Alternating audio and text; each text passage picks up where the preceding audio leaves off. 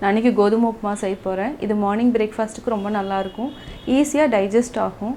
அதே மாதிரி டயபெட்டிஸ் இருக்கிறவங்க வந்து இந்த கோதுமை ரவை வந்து அடிக்கடி உணவில் சேர்த்துட்டோம்னா உடம்பு ஆரோக்கியமாக இருக்கும். நான் எப்படி செய்கிறதுன்னு இந்த வீடியோவில் சொல்கிறேன், வாங்க பார்க்கலாம். தேவையான பொருட்கள்: ஒரு பெரிய வெங்காயம் எடுத்துக்கோங்க, பெருசாக எடுத்துக்கோங்க. அதே கருவேப்பிலை கொஞ்சம், பச்சை மிளகாய் காரத்துக்கு தகுந்த மாதிரி நான் 2 எடுத்திருக்கேன், கொஞ்சமாக இஞ்சி எடுத்திருக்கேன், தேவையான அளவு உப்பு, தாளிக்கிறதுக்கு கடுகு, கடலைப்பருப்பு, உளுத்தம்பருப்பு, எண்ணெய் தேவையான அளவு. இது வந்து 3 கப் நம்ம போடுறோம். இந்த கப்பில் கோதுமை ரவை. இது வந்து நம்ம தண்ணி மட்டும் இது கோதுமை ரவைக்கு கொஞ்சம் ஜாஸ்தி ஊற்றணும்.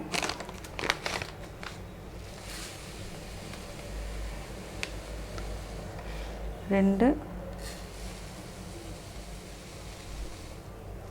3. இது வந்து 1:3 அந்த மாதிரி ஊற்றணும் தண்ணி. அதுக்கு ஜாஸ்தி ஊற்றினாலும் தப்பு இல்லை, ஏன்னா இந்த ரவை வந்து கெட்டியாக இல்லாமல் கொஞ்சம் கொலகொலன்னு இருந்தால் தான் நல்லாயிருக்கும். இப்போ எப்படி செய்கிறதுன்னு பார்க்கலாம். கடாய் காஞ்சிருச்சு, நல்லா ஆயில் ஊற்றிக்கலாம். இது கொஞ்சம் ஆயில் வந்து ஜாஸ்தி இருந்தால் நல்லா டேஸ்ட்டாக இருக்கும். காஞ்சதுக்கப்புறம் கடுகு போடணும். கடுகு நல்லா பொரியட்டும். அதுக்கப்புறம் நம்ம கடலைப்பருப்பு, உளுத்தம்பருப்பு போட்டுக்கலாம்.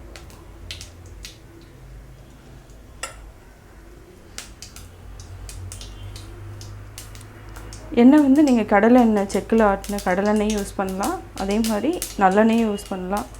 ரீஃபைண்ட் ஆயில் வந்து கொஞ்சம் கம்மி பண்ணிக்கோங்க, ஏன்னா இப்போ செக்கில் ஆட்டின எண்ணெயே நல்லா இருக்குது, உடம்புக்கு நல்லா ஆரோக்கியம். கம்மியாக யூஸ் பண்ணிக்கோங்க.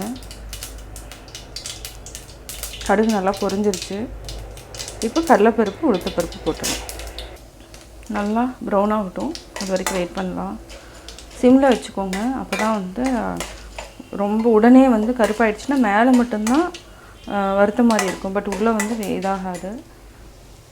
இது கடலைப்பருப்பு சாப்பிட்றப்போ நறுக்குன்னு இருக்கும், அது ஒரு டேஸ்ட்டு நம்மளுக்கு. இப்போ நல்லா ப்ரௌன் ஆகிடுச்சு. இப்போ வந்து நம்ம வெங்காயம் போட்டுக்கலாம். வெங்காயம், கருவேப்பிலை எல்லாமே போட்டுக்கலாம்.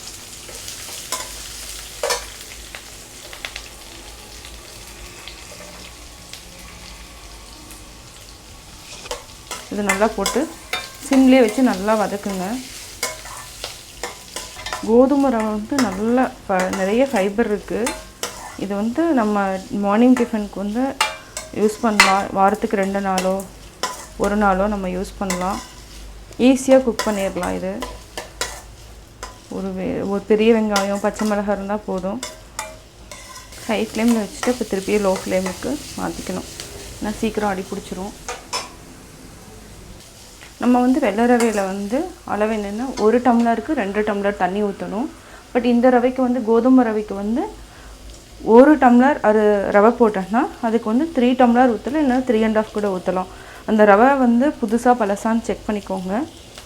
அது நம்மளுக்கு பார்த்தாவே அந்த கொஞ்சம் நல்லா வளவலன்னு இருந்தால் தான் கோதுமை ரவை நல்லாயிருக்கும், டேஸ்ட்டாகவும் இருக்குது சாப்பிட.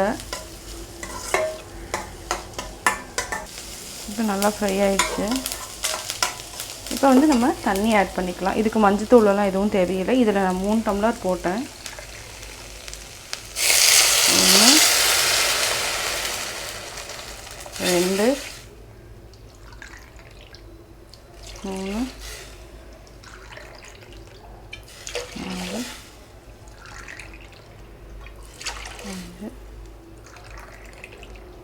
4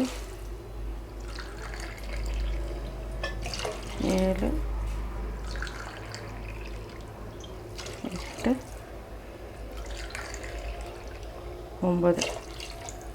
9 டம்ளர் நான் ஊற்றிருக்கேன். ஒரு அரை டம்ளர் நான் எக்ஸ்ட்ராவே ஊற்றுறேன். கொஞ்சம் சிம்மில் வச்சுட்டு தான் நம்ம இது பண்ணணும். நல்லா கொதிக்கட்டும்.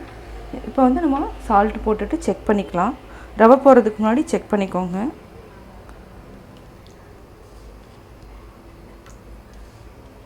தண்ணி நல்லா கொதிக்கட்டும். நல்லா கலக்கி விட்டுட்டு, இது வந்து நம்ம பிளட் சுகர் இருக்கிறவங்க எல்லாருமே இந்த கோதுமை ரவை வந்து அதிகமாக சாப்பிட்லாம். கோதுமை சாதமும் சேர்த்து சாப்பிட்லாம். கோதுமை வந்து தனியாக வேக வச்சு சாப்பிட்லாம். இப்போது தண்ணி கொதிக்க ஆரம்பிக்குது. இப்போ தான் நம்ம வந்து அடி பிடிக்காமல் கிளறணும்.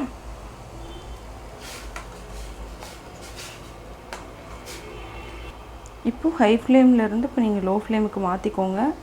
இது வந்து சீக்கிரமாக குக் ஆயிரும். ஆனால் இந்த கோதுமை ரவை வந்து சிம்மில் வச்சு குக் பண்ணால் தான் நல்லா டேஸ்ட்டாக இருக்கும். இப்போ நம்ம ரவையை போடலாம். மெதுவாக அப்படியே போட்டு நீங்கள் அடி பிடிக்காமல் கிளறி விடுங்க.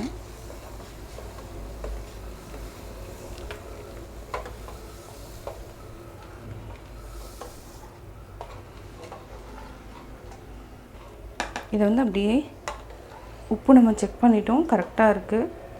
இதை நம்ம என்ன பண்ணணும்னா அப்படியே நம்ம மூடி வச்சிடலாம். சிம்மில் மூடி வச்சுட்டு ஒரு 5 to 10 மினிட்ஸ் 5 மினிட்ஸ் கூட போதும். அதுக்கப்புறம் பார்த்திங்கன்னா கொஞ்சம் கொலகொலன்னு இருந்தால் தான் சாப்பிட்ற டைம் நல்லா டேஸ்ட்டாக இருக்கும். சாதம் மாதிரி பண்ண வேண்டாம் நீங்கள். அப்படியே இப்போ மூடி வச்சுட்டு 5 to 10 மினிட்ஸ்க்கு அப்புறம் எடுத்துக்கலாம். இப்போது ரெடி ஆகிடுச்சு. என்ன நம்ம சிம்மில் தான் பண்ணிகிட்ருக்கோம். இன்னொரு 2 to 3 மினிட்ஸில் இது அப்படியே இறுகிரும். நீங்கள் வந்து அதுக்கப்புறம் நீங்கள் ஹாட் பாக்ஸ்லேயே போட்டு வச்சுட்டு ஒரு 1/2 hour கழித்து சாப்பிட்றதுன்னா அப்படியே போட்டு வச்சுக்கலாம். இன்னும் கொஞ்சம் நேரம் ஆகட்டும். இன்னும் கொஞ்சம் தண்ணி இருக்குது, கொஞ்சம் இதான சரியாயிரும். தண்ணி வற்றணும். ஒரு 3 மினிட்ஸ் மூடி வச்சுக்கலாம்.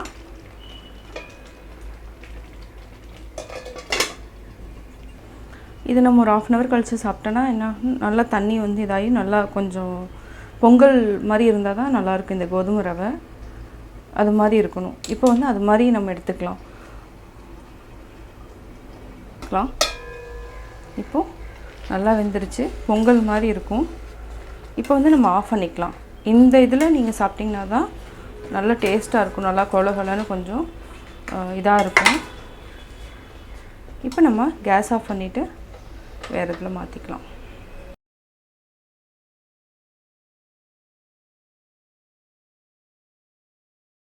நான் கோதுமை உப்புமா எப்படி செஞ்சேங்கிறத பார்த்தீங்க.